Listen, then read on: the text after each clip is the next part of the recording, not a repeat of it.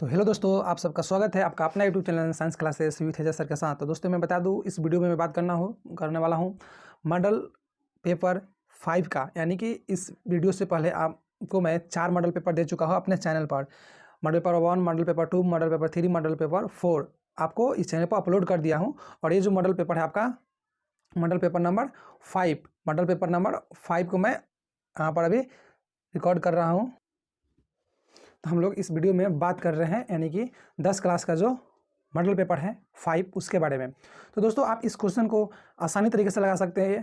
अभी यदि आपको मैं ट्रिक दे दूं तो आपको याद नहीं करना पड़ेगा। यदि मैं इस क्वेश्चन को यदि आपको ट्रिक से याद करा दूं तो दोस्तों यदि आप चाहते हैं कि किसी भी क्वेश्चन को ट्रिक से कैसे याद करें तो प्लीज़ वीडियो को शुरू से अंत तक बन रहिएगा और वीडियो को मज़ा ज़रूर लीजिएगा, क्योंकि ट्रिक वैसा ही है आपके देहाती लैंग्वेज में और आप भी उससे देखकर चौंक जाइएगा। और क्वेश्चन आपको याद नहीं करना पड़ेगा, आप ज़रूर देखिए। अगर क्वेश्चन याद नहीं करना पड़े, ऐसा लगे कि हाँ ट्रिक अच्छा है, तो वीडियो को लाइक तो करना जरूर बनता है और चैनल को सब्सक्राइब करना। और अपने दोस्तों को भी बताइएगा कि इस चैनल पर ऐसे ट्रिक से वो पढ़ाई होता है और समझाया जाता है और भी याद करा दिया जाता है, साथ ही साथ वो भी दिमाग में, वो भी हमेशा के लिए, लाइफ टाइम के लिए। तो वीडियो को बिना देर को मैं स्टार्ट करता हूँ वीडियो। और स्टार्ट करने से पहले मैं बोल दूँ, यदि अभी चैनल पर पहली बार आए हैं और चैनल को सब्सक्राइब नहीं किए हैं तो प्लीज़ प्लीज़ प्लीज़ चैनल को सब्सक्राइब पहले कर लीजिए और बेल आइकन प्रेस कर दीजिएगा, ताकि हम कोई भी वीडियो डालें तो सबसे पहले आपके पास पहुँचे। और साथ ही साथ आप यदि 4 मॉडल पेपर पीछे से नहीं लगाए हैं तो प्लीज़ अब जाकर शुरुआत से मॉडल पेपर लगाएं, ताकि आपको ज़्यादा से ज़्यादा समझ में आए और आप एग्जाम में अपना अच्छा से अच्छा स्कोर कर पाएँ। तो दोस्तों मैं वीडियो को स्टार्ट करता हूँ। आपका फर्स्ट क्वेश्चन यानी आपका जो पहला नंबर क्वेश्चन है, क्या क्वेश्चन है? फर्स्ट नंबर जो आपका क्वेश्चन कार्ड है यानी हीलियम कैसा तत्व है? हीलियम कैसा तत्व है तो मैं आपको बोल दूँ, पहले आपको आंसर बता दूंगा, उसके बाद उसका ट्रिक बताऊंगा। तो हीलियम कैसा तत्व है? आपका अक्रिय तत्व है। जो हीलियम है आपका अक्रिय तत्व है। अब इसको कैसे याद रखेंगे? अक्रिय तत्व हीलियम, तो हम समझे क्या? हीलियम का होता है लचीला होता है। ये भी आपका क्वेश्चन बनता है, हीलियम लचीला होता है और उसे चाकू से भी काटा जाता है। तो क्या होता है? हीलियम मान लीजिए लचीला होता है, तो लचीला होता है तो मतलब हील का डोलता है। क्या करेगा? लचीला जब होगा तो हीले का डोलेगा। जब हीले का डोलेगा तो हमको कैसे उनको मानेंगे? यानी कि उसमें अकड़ आ गई है, यानी कि उसमें अकड़ है तब वो हील डोल रहा है। जब अकड़ है तो उसको हम अकड़ से याद रखेंगे कि क्या होगा? अक्रिय तत्व। जब हम लोग उसमें अकड़ आएगा तो उस अकड़ से हम लोग क्या रखेंगे? अक्रिय तत्व। इसलिए आपका ऑप्शन नंबर ए राइट आंसर हो जाएगा। तो दोस्तों ये कैसा लग रहा है आपको याद करना? देखिए आप याद नहीं करना पड़ेगा। जब भी कोई हीलियम कैसा तत्व पूछेगा तो यही आपको दिमाग में आएगा कि हीलियम मतलब लचीला होता है, यानी कि हीला डुलता है। जब हीले का डुलेगा तो उसमें अकड़ आएगी, जब अकड़ आएगी तो वो अक्रिय तत्व होगा। तो ऑप्शन नंबर ए आपका राइट आंसर हो जाएगा। चलते हैं दोस्तों अगला क्वेश्चन पर। अगला क्वेश्चन अपना आपका आंसर भी मिलेगा देखने के लिए। अगला क्वेश्चन अपना क्या कर रहा है? अगला क्वेश्चन कह रहा है कि जल में हाइड्रोजन तथा ऑक्सीजन के परमाणु संख्याओं का अनुपात होता है। दोस्तों हम बता दें, सबको याद करते हैं कि ऑक्सीजन और हाइड्रोजन मतलब हाइड्रोजन और ऑक्सीजन के अनुपात होता है जो पानी में 2:1 होता है। लेकिन मैं आपको बताता हूँ कैसे होता है, वैसे आपको याद हो जाएगा। दोस्तों एक बात जान लीजिए कि आपका पानी का जो सूत्र होता है H2O। यदि आपको याद नहीं हो तो इसको याद कीजिएगा। ये भी आपको एग्जाम पूछता है, पानी का सूत्र कौन? निम्न में से पानी का सूत्र यानी जल का सूत्र कौन है? तो आपका H2O होता है। H2O होता है। तो पूछा है हाइड्रोजन, तो पहले हाइड्रोजन इसमें गिने कौन है? हाइड्रोजन के पास 2 लगा है, तो हाइड्रोजन कितना है? 2। अनुपात का चिन्ह दे देंगे। ऑक्सीजन के पास कुछ नहीं लगा तो 1 मान लीजिए। यहाँ पर ऑक्सीजन पूछा है बाद में, तो ऑक्सीजन के पास कुछ नहीं दिया तो 1 मान लीजिए, 2:1। देख रहे हैं आप ऐसे याद कर सकते हैं, आपको रटने की जरूरत नहीं है। आप ऐसे H2O यानी इस फार्मूला से आप निकाल सकते हैं कि उसमें परमाणुओं की संख्या का अनुपात कितना होता है। तो ऑप्शन नंबर ए 2:1 होता है। ऐसे ही अगले क्वेश्चन पे हम लोग चलते हैं। तो क्वेश्चन कैसा लग रहा है आप जरूर कमेंट बॉक्स में जरूर कमेंट कीजिएगा। क्वेश्चन नंबर आपका जो क्वेश्चन नंबर है, क्वेश्चन नंबर 3 यानी 3 नंबर क्वेश्चन आपका क्या बोल रहा है? उसमें क्या कर रहा है? आवर्त सारणी में कितने आवर्त होते हैं? तो हम बता दें आपको, आवर्त सारणी जो होता है उसमें आपको 7 आवर्त होते हैं। यानी ऑप्शन नंबर ए राइट आंसर हो जाएगा। अब इसको कैसे आपको याद करना है? देखिए आवर्त सारणी मतलब आवर्त मतलब क्या समझिए? एक हफ्ता समझिए। यानी कि एक हफ्ता में कितने दिन होते हैं? 7 दिन होते हैं। तो वैसे ही आप याद कीजिए, जो आवर्त होते हैं 7 दिन के बाद फिर चेंज हो जाते हैं। यानी कि वो आवर्त 7 दिन का है। यानी एक जो हफ्ता में होता है 7 दिन के बाद हर एक दिन चेंज होता है। हर एक जो दिन होता है यानी संडे है तो 7 दिन के बाद फिर संडे आ जाएगा, 7 दिन के बाद फिर संडे। यदि मंडे है तो फिर आज के 7 दिन के बाद मंडे आ जाएगा। तो कोई पूछे आवर्त यानी आवर्त सारणी में कितने आवर्त होते हैं? यानी कि 7 होते हैं। ऑप्शन हो जाएगा ऑप्शन नंबर ए 7 होते हैं। तो वैसे ही अगला क्वेश्चन पर हम लोग चलते हैं। दोस्तों वीडियो अच्छा लगा कमेंट करिएगा जरूर और लाइक जरूर कीजिएगा। क्वेश्चन नंबर इसमें 4, क्वेश्चन नंबर 4 का है सिलिका क्या है? सिलिका इसमें से न धातु है, ना अधातु है, ना उपधातु है। सिलिका क्या है? कुछ नहीं है। समझ लीजिए इसको, सिलिका कोई नया वर्ड है। ऐसे याद रखिए कि सिलिका का जो है आपको नया वर्ड दिख रहा है, जो नया वर्ड दिख रहा है वो कुछ भी नहीं है। ऑप्शन नंबर डी इसका राइट आंसर हो जाएगा। ऑप्शन नंबर डी इसका राइट आंसर हो जाएगा। तो आगे चलते हैं क्वेश्चन पे। अगला क्वेश्चन पे चलते हैं हम लोग। अगला क्वेश्चन अपना क्या कर रहा है, अगला क्वेश्चन है कि OH का क्रियाशील मूलक है। जो OH होता है उसका क्रियाशील मूलक क्या होता है, यानी OH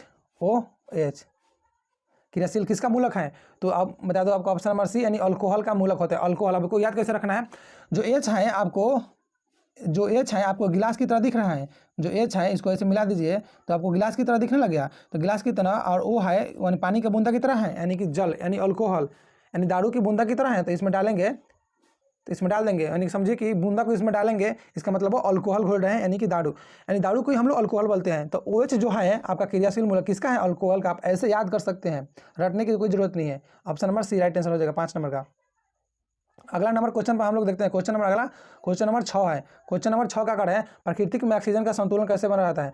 जो प्रकृति में अपना ऑक्सीजन का संतुलन ऐसे बना रहता है, उसका आंसर हो जाएगा प्रकाश संश्लेषण। अब कैसे बना रहता है उसको हम जरा समझते हैं। यानी कि यदि हम लोग सांस लेते हैं तो हम लोग कौन सा सांस लेते हैं, ऑक्सीजन, और जो हम लोग छोड़ते हैं वो कार्बन डाइऑक्साइड यानी CO2 छोड़ते हैं। तो CO2 को क्या करते हैं पेड़ पौधों ने, यानी कि पेड़ पौधों क्या करता है CO2 को लेता है, और वो क्या चीज़ छोड़ता है, ऑक्सीजन, और फिर उस ऑक्सीजन को हम लोग लेते हैं, और हम लोग CO2 छोड़ते हैं तो उस CO2 को ऑक्सीजन लेता है।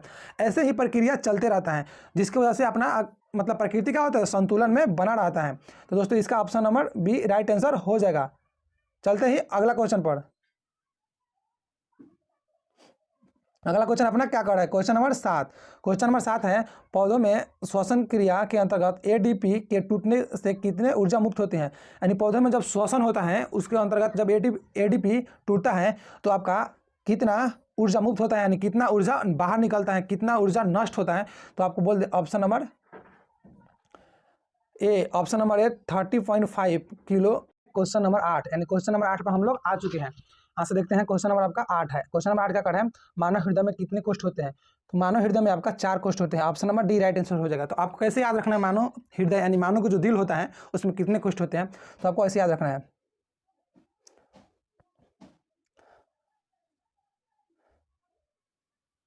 ऐसे मान लीजिए आपको दिल होता है, उतना अच्छा तो नहीं बना लेकिन काम चलाने लायक बन गया, यानी कि मान लीजिए ऐसा दिल होता है। तो जब हम लोग दो दिलों को जोड़ते हैं, यानी जब दो दिल मेल और फीमेल लड़का लड़की जब दिल जुड़ता है तो कैसे क्या होता है, जब कोई भी चीज़ को जोड़ते हैं तो हम लोग प्लस का चिन्ह देते हैं, यानी हम लोग प्लस का चिन्ह देंगे। इसमें क्या चीज़ का चिन्ह देंगे, प्लस का। तो हम लोग देखिए जब प्लस का चिन्ह दिए तो हम लोग का दिल कितने भागों में बढ़ गया, 1 2 3 4, यानी कि मानव हृदय में कितने कोष्ठ होते हैं, ऐसे इस तरह से आप याद कर सकते हैं। यदि हम उसमें प्लस का चिन्ह दे देंगे तो कितने भाग में बढ़ गया, 4 भाग में। तो मानव हृदय में कितने कोष्ठ होते हैं, 4। तो ऑप्शन नंबर आपका डी राइट आंसर हो जाएगा। अगला क्वेश्चन पर चलते ऐसे ही। अगला क्वेश्चन क्या कर है, मानव हृदय में यानी कि मानव हृदय का प्रकुंचन दाब लगभग होता है, यानी कि आपको 80 से 120 होता है, यानी कि मैक्सिमम कितना था 120 और मिनिमम 80। यानी कहने का मतलब उसको देहाती लोग बोले तो बोले कि बीपी चेक होता है, बीपी नहीं बोलते हैं कि उसका बीपी हाई हो गया है, यानी बीपी ब्लड प्रेशर हाई हो गया है। उसी का जो निम्न प्रेशर होता है 80 होता है और हाई प्रेशर होता है 120। यदि 120 से यदि ऊपर चला गया किसी का बीपी नापने पर तो उसका बोलेंगे कि हाई बीपी हो गया। यदि 80 से नीचे आ गया तो उसको बोलोगे बीपी लो हो गया। तो इसमें प्रकुंचन दाब पूछ रहा है तो ऑप्शन नंबर ए राइट आंसर हो जाएगा। अगला क्वेश्चन पर चलते हैं हम लोग। क्वेश्चन नंबर अपना 10 है। क्वेश्चन नंबर 10 का है, पौधों में वाष्पोत्सर्जन किस भाग में होता है, यानी कि जो पौधे में वाष्पोत्सर्जन जो होता है आपका पता में होता है। देखे होंगे आप लोग, पाता में होता है। आपको बता दें कैसे, आप जाकर देखिएगा पेड़ यानी पेड़ को जो पौधा जो होता है उसके पाता में देखिएगा तो छिद्र छिद्र की तरह होता है, वहीं से आपको वाष्पोत्सर्जन होता है, यानी कि पाता से ही आपको वाष्पोत्सर्जन होता है, यानी कि वो खाना बनाता है। उसका मतलब क्या होगा, वाष्पोत्सर्जन मतलब क्या होता है, वो खाना बनाता है, खाता है, वहीं से आपको सब काम करता है, यानी कहाँ से, आपके पाता से। ऑप्शन नंबर सी आपका राइट आंसर हो जाएगा। अगला क्वेश्चन पर चलते हैं ऐसा ही। अगला क्वेश्चन पर चलते हैं। अगला क्वेश्चन अपना क्या है, अगला क्वेश्चन है 11 नंबर। 11 नंबर क्वेश्चन क्या बोल रहा है कि 11 नंबर क्वेश्चन अपना बोल रहा है कृत्रिम वृक्क किन अपशिष्ट उत्पादों को रुधिर से अपने अपोहन द्वारा पृथक करता है, यानी कि कृत्रिम वृक्क किन अपशिष्ट उत्पादों को रुधिर से अपोहन द्वारा पृथक करता है। यानी कहने का मतलब जो वृक्क होता है शरीर में, जो वृक्क का क्या काम है, यानी कि उत्सर्जन करता है। वो क्या करता है, उत्सर्जन करता है। क्या चीज़ का उत्सर्जन करता है, जो कि आपको नाइट्रोजन, यानी कि जो नाइट्रोजन होता है जो कि उसको आप लोग क्या करते हैं, वह उत्सर्जित करता है। यानी कि जो वृक्क का काम है ना, वो आपको नाइट्रोजन बाहर निकालता है तो उत्सर्जन के द्वारा। तो ऑप्शन नंबर ये आपका राइट आंसर हो जाएगा, ऐसे याद कर सकते हैं। अगला क्वेश्चन पर हम लोग चलते हैं। अगला क्वेश्चन है अपना हाइड्रा में प्रजनन किस विधि से होता है? हाइड्रा, ये भी आपका VVI क्वेश्चन है, आपका वायरल क्वेश्चन है, जो कि हर एक साल को पूछा जाता है आपके एग्जाम में। आप देख कर लीजिएगा, आप क्वेश्चन में को जरूर देखिएगा, क्योंकि यह क्वेश्चन हर एक साल पूछा जाता है। तो हाइड्रा में प्रजनन किसके द्वारा होता है? तो ऑप्शन नंबर बी, मुकुलन द्वारा। किसके द्वारा होता है? मुकुलन द्वारा। आप ऐसे याद रख सकते हैं, हाइड्रा में प्रजनन होता है किसके द्वारा? मुकुलन द्वारा, ऐसे याद रख सकते हैं। इसमें हाइड्रा डॉ से स्टार्ट होता है, तो डॉ के बाद क्या होता है? नौ आता है। डॉ, जब डॉ के बाद क्या होता है? डॉ के बाद नौ आता है ना। क्वेश्चन में हम लोग 13 में आ चुके हैं, यानी किस माध्यम के अपवर्तनांक का मान होता है? तो आप ऐसे याद रखते हैं, क्या होता है? ऑप्शन नंबर ए, यानी क्या होता है? Sine, sorry, option number A नहीं होगा, ऑप्शन नंबर आपका बी होगा। ऑप्शन नंबर बी आपका राइट आंसर होगा, साइन आई बटा साइन आइन आर। आप ऐसे याद रखिएगा।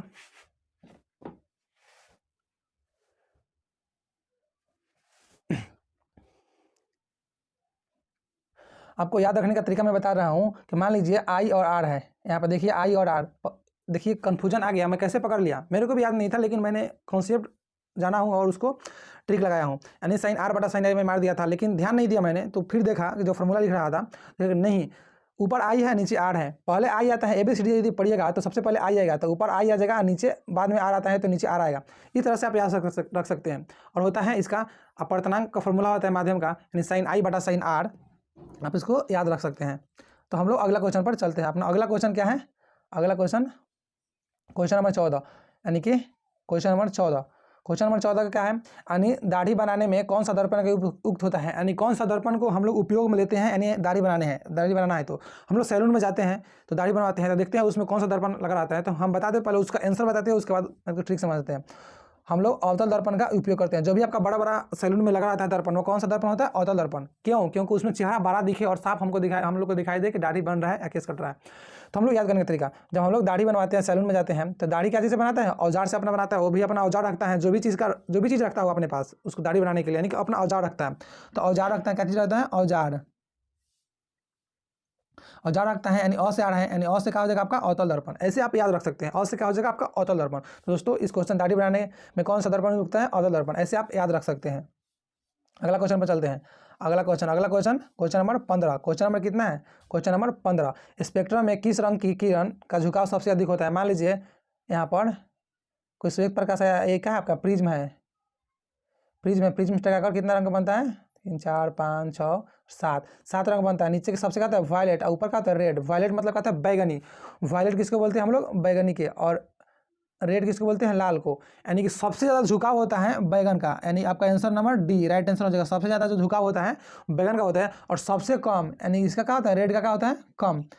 रेड का यानी लाल का सबसे कम झुकाव होता है, और बैगनी का सबसे ज़्यादा झुकाव होता है। और इसको हम याद करने का ट्रिक बता देते हैं।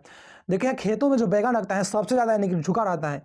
क्या होता है? बैगन मतलब खेतों में जो बैगन होता है, बैगनी, उसे याद रखिएगा, बैगन से बैगनी। तो बैगन होता है सबसे ज़्यादा झुका रहता है, उससे आप याद रखिएगा सबसे ज़्यादा जो झुका रहता है वो किरण, वो क्या बैगनी होता है। बैगनी रंग सबसे ज़्यादा झुका रहता है स्पेक्ट्रम के बाद। और सबसे कम, यानी कैसे है कि सबसे कम कौन झुकता है?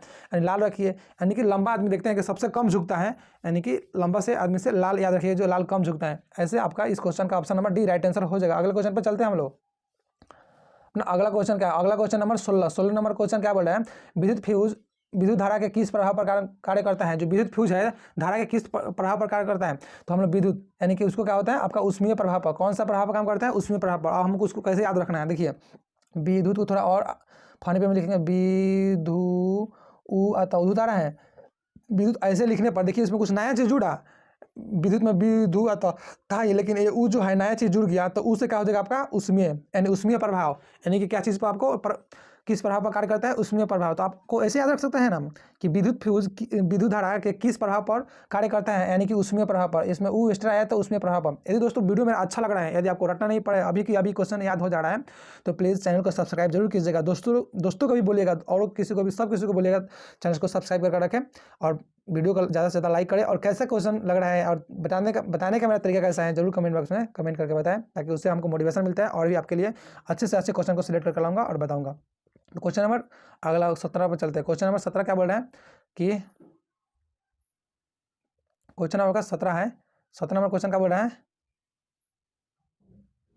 क्वेश्चन नंबर 17 है, किसी कर रहे हैं किसी कुंडली का प्रतिरोध ज्ञात करने के लिए सूत्र होता है, तो आपको सूत्र होता है जो कि ओ में दिया था, V=IR, ये आपका फॉर्मूला होता है। तो कह रहा है कि प्रतिरोध ज्ञात करने के लिए यहाँ से हम लोग प्रतिरोध सिर्फ निकालेंगे, तो आपका R रह जाएगा, क्या हो जाएगा, इधर गुना में है I, तो इधर भी भाग में हो जाएगा, तो V/I हो जाएगा। R बराबर क्या होता है, V/I, R बराबर यहीं से हम लोग R बराबर निकाले V/I, यानी कि ऑप्शन नंबर सी आपका राइट आंसर हो जाएगा। यह फॉर्मूला है, आपको इसमें ट्रिक कोई लगाने की जरूरत नहीं है, आप ऐसे याद कर सकते हैं। अगले नंबर क्वेश्चन पर हम लोग चलते हैं, क्वेश्चन नंबर 18। क्वेश्चन नंबर 18 का क्या है, क्वेश्चन नंबर 18 यानी कि डायनेमो की से किस प्रकार की धारा प्राप्त होती है, यानी डायनेमो जो होता है एक आपका यंत्र है, एक मशीन है डायनेमो, याद रखिएगा, उससे किस प्रकार की धारा प्राप्त होती है, तो आपका उससे दृश्य धारा भी प्राप्त होता है और प्रतिवर्ती धारा, यानी कि दोनों धारा आपको प्राप्त होता है, यानी option number C right answer होगा। अब आपको कैसे याद रखना है डायनेमो, यानी कि याद रखिए डायनेमो से आप याद रखिए डाइन का नियम, यानी कि डाइन का डाई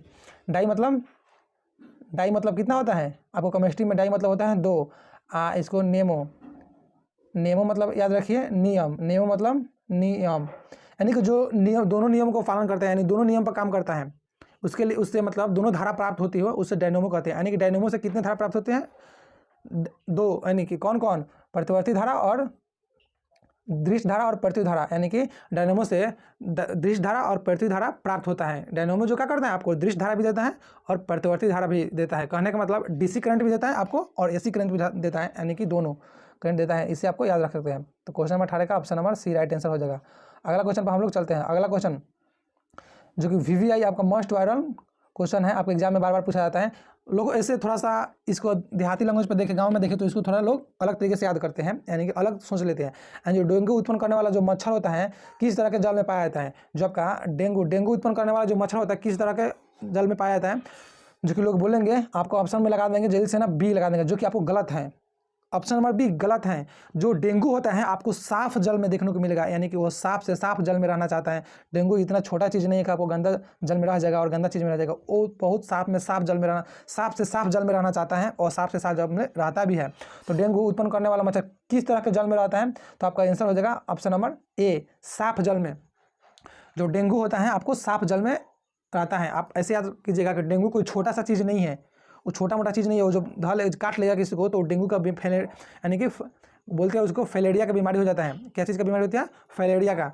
तो फैलेरिया का बीमारी होता है, यानी कि वो साफ जल में रहता है, यानी कि छोटा मोटा चीज़ नहीं है, बहुत बड़ा है, यानी कि सबसे अच्छा तरीका से एकदम फिट रहता है, अपने आप को साफ सुथरा रखता है, यानी साफ जल में रहता है। किसी को जब डोसता है तो समझिए उसको फैलेरिया का बीमारी पहुँचा देता है। तो क्वेश्चन नंबर इसका ऑप्शन नंबर ए राइट आंसर हो जाएगा। अगला क्वेश्चन में हम लोग चलते हैं। अगला क्वेश्चन अपना क्या है, क्वेश्चन नंबर 20, और क्वेश्चन नंबर 20 आपका लास्ट क्वेश्चन है। निम्नलिखित में कौन बायोगैस ईंधन का स्रोत नहीं है, निम्नलिखित में कौन बायोगैस ईंधन का स्रोत नहीं है, तो हम आपको बता दें यह आपका नाभिकीय ऊर्जा, जो आपका नाभिकीय ऊर्जा है यह आपको बायोगैस ईंधन का स्रोत नहीं है। आपका लकड़ी, गोबर गैस और कोयला, ये तीनों है, लेकिन पूछ रहा है इसमें कौन नहीं है, तो option number C right answer हो जाएगा। यानी अब नाभिकीय ऊर्जा आपका या नाभिक से निकलता है, ये कोई खाना बनाने वाला, यानी कि आपका जो रसोई का गैस नहीं है जिससे आपको ईंधन के रूप में इसे ले सके खाना बनाने के लिए, रसोई के लिए। दोस्तों मैं 20 क्वेश्चन कंप्लीट कर चुका हूं और वीडियो का यही लास्ट क्वेश्चन था। तो वीडियो कैसा लगा आप कमेंट बॉक्स में जरूर बताइएगा, अपना राय जरूर दीजिएगा। अच्छा लगा हो तो कमेंट जरूर कीजिएगा और लाइक भी कीजिएगा। यदि कुछ भी कमी भी दिखे मेरे में बताने में या समझाने में या किसी भी चीज़ के कंटेंट में भी कोई कमी दिखे तो प्लीज़ मेरे वीडियो के नीचे कमेंट बॉक्स आपके लिए खुला है, उस कमेंट बॉक्स में आप बेफिक्र यानी बिना किसी डर भय के आप कमेंट छोड़ सकते हैं। मैं अगले वीडियो में जरूर चीज़ का सुधार करूँगा। आपका राय ही मेरे तरक्की का स्रोत बनेगा। तो आपसे मैं एक विश्वास दिलाता हूं कि प्लीज़ यदि आप इस चैनल पर आए हैं तो आपको सफलता ज़रूर मिलेगी। प्लीज़ आप रेगुलरिटी बनाए रखिए, डेली का डेली जो क्वेश्चन आता है उसको सॉल्व कीजिए और जो भी तरीका बताया जाता है उसको आप अपनाइए और आप ज़रूर क्वेश्चन को लगाइए। Thank you for watching my video.